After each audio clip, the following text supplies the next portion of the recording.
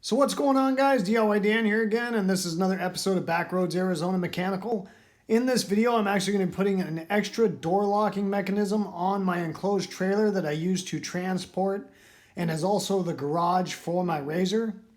So the reason I'm putting this external lock on my enclosed trailer is because I actually had this door handle pop open on me twice going down the road, and the second time I actually lost my wheel dolly out the side door. Luckily enough, on the way back from what I was doing, we were able to find it. So no big loss there, but I didn't want something like that happening again. So I found this latch mechanism on Amazon for around 50 bucks.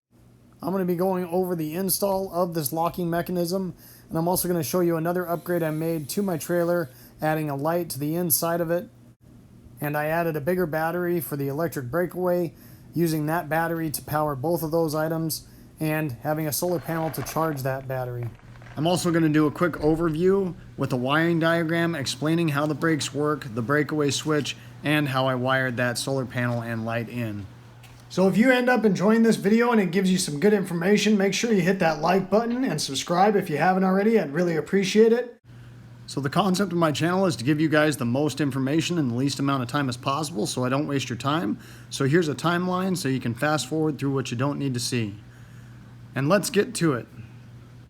So all I did to figure out where I wanted to mount this bar was close the door and then set the bar in place and figure out where it was going to be comfortable for me to open and close it. Now the only thing you might want to pay attention to is there is going to be a structural beam on the inside of the trailer, and you want to make sure you hit that beam through the holes you drill. Now on my trailer, the framing was done with 1-inch square tubing. And when I was drilling the holes for these bolts, I was right next to the one side of that square tubing. And the rivets that attached my door frame to the trailer were dead center in that square tubing. And that should be the case for almost any trailer. So after drilling that first hole, I went ahead and put one carriage bolt in, a washer, and a nylon nut, because I couldn't tighten that down solid because I would have started collapsing the plywood. So the nylon lock nut will stay at whatever point I needed to tighten it down to without backing off at a later date. So once I tightened down the top bolt, I went ahead and centered the lever on the bottom and drilled one of those and tightened that one down as well. Then I went ahead and tried the door to make sure everything was going to function properly. Then I drilled the last two holes, one in each hinge, and anchored those down. So when I drilled these holes, I did use a pilot bit first to make sure I was going to get centered, especially since I was close to the edge of that door frame. Then I went through with a 5/16 drill bit, which is the size carriage bolt that I was using to hold this latch to the trailer. So you don't have to use a carriage bolt, but most of these handles are made with that square cutout for a carriage bolt. And the nice thing about them is they do hold themselves on the one side, so all you have to do is tighten the nut on the inside. And they do have a nice clean look when you tighten them down. After that, I just placed the other part of the latch on the trailer door and made sure it was going to work properly before drilling and anchoring it into place. So I went and grabbed 6 carriage bolts for this latch, not realizing at that time that I needed 5 carriage bolts and 1 regular bolt to allow the actual latching mechanism to pivot on the top bolt, and had to make a second trip to the hardware store, which was rather annoying. And once again, I used the nylon lock nuts so they would not back off in the future. The other thing that I did not like about this latch mechanism was the fact that the handle was sticking out way too far in the locked position. So at first I tried putting a 2x4 from the top to the bottom of the trailer and smacking the handle with a rubber mallet. I was worried about damaging my trailer, so I gave up on that pretty quick, and I ended up putting a big pipe on the end of the handle and giving the inner part of the handle a good smack with a sledgehammer a couple times, and that worked out pretty well. Then went ahead and slid the rubber piece of the handle back on that I had taken off so I wouldn't damage it during that process. So here's a before and after look at that handle so you can see the difference. Now I'm going to go over the wiring I did for this little LED light that I added. Now I wanted this light to work without being hooked to a vehicle because it does serve as my garage for my RZR, and there was a couple times where I was going out with something at night and couldn't really see in there. Plus we take this camping with us a lot. And once again, it's usually disconnected from the vehicle at that point, so it is nice to be able to see in there without having the vehicle hooked up. So I ended up getting this little tractor battery at Walmart. The base price of the battery was $24. However, I didn't have the core, so it was closer to $40. The solar panel I used, I had around the garage for a long time, just not being used. But I did go on Amazon, and they're still about $20 to $30 for something that'll do the job for this.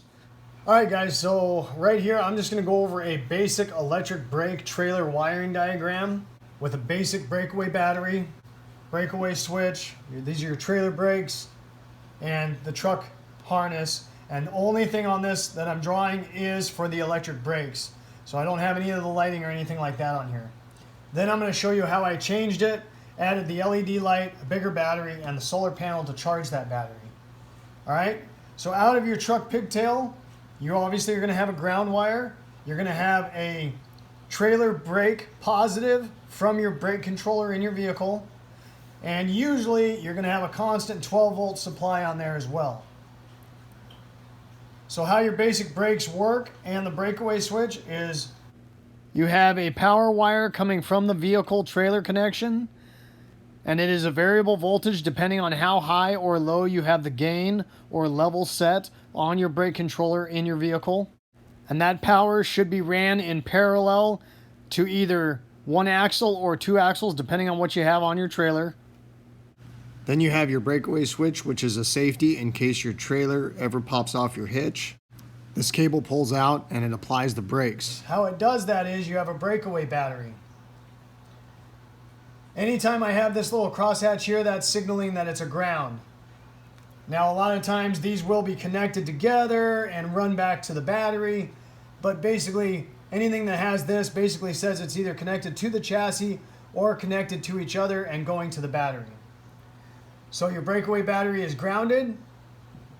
You have a positive wire that comes around to your breakaway switch, and then the other wire on your breakaway switch is going to tie into that brake power wire coming from the truck.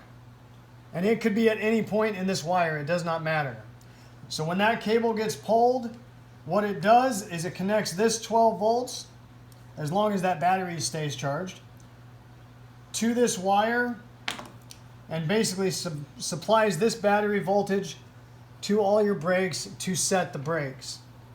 So initially when I first took this light up, I just tried running this power over to the power on the breakaway battery, and I tried that. But this breakaway battery is very small and doesn't have the amperage to keep up with this light. So it would work for like 10 minutes and then it would start dimming the light because the battery was going dead. So basically what I ended up doing is eliminating this battery. I put a bigger battery on, grounded it the same way, and ran all three of these positives to the positive on the bigger battery. Then I additionally ran a solar panel and I grounded out the ground and ran that positive also over to the positive on the bigger battery. And that way when I'm disconnected from the vehicle and I don't have this 12 volts, this light is running off of this battery, and then when I shut the light off and it's daytime, this solar panel is charging this battery. So if you're wondering how to figure out what wire is what on your trailer, one easy way is to look at the trailer connector on your vehicle, because a lot of times the 7-way is labeled right there. The other way is to get a cheap voltmeter or a test light and check it yourself on the vehicle. Right here I am checking for the constant. In my case, on this 2001 Ford, it was actually a key on power. In order to check to see which one is your electric brake, you can manually apply the brake controller while once again testing it with the test light on the back. Now I don't have the level set up very high, so I'm only getting that 1.86 volts. And obviously you could go through the same routine with a trailer hooked up, checking it back on the trailer itself as well. So I accidentally left that light on all night long, so I got up this morning, saw the light glowing through my vents, and went in and shut it off. But you can see how bright this light still is. So that battery is going to work out good. And then I bought an LED light, which is going to take a lot less amperage than a regular light bulb as well. So that's going to wrap it up for this video, guys. Once again, I hope this video gave you some good information and it helped you out. If so, please hit that like button and subscribe if you haven't already. I'd really appreciate it. And I hope to see you next time. Later.